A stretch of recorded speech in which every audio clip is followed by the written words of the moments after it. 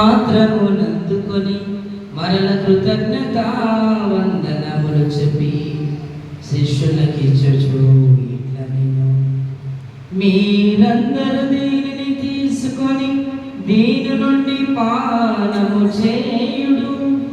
ఏదైనా ఇది నూతన నిత్య నిబంధన యొక్క రక్తపు పాత్రము.